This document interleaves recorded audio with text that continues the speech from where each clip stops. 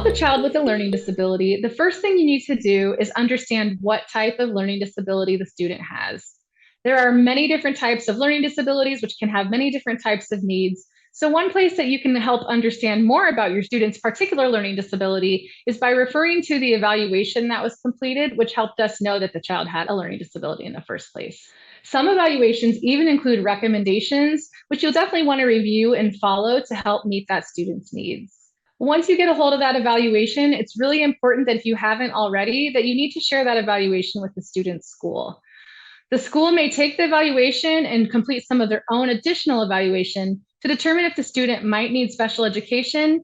If so, then they might receive something called an individualized education program, or IEP, which means that all the instruction that they're getting at school will be tailored to that student's learning disability and to what their needs are.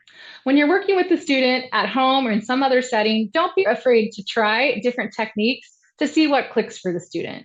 Some students who have learning disabilities need multisensory support, which can be tactile, visual, and kinesthetic. And other students might need things like assistive technology. There's lots of different strategies and supports out there for students who have learning disabilities. In all cases, make sure you're providing your student with lots of encouragement and lots of positive feedback, focusing on their strengths so that they can feel encouraged and positive on their educational journey.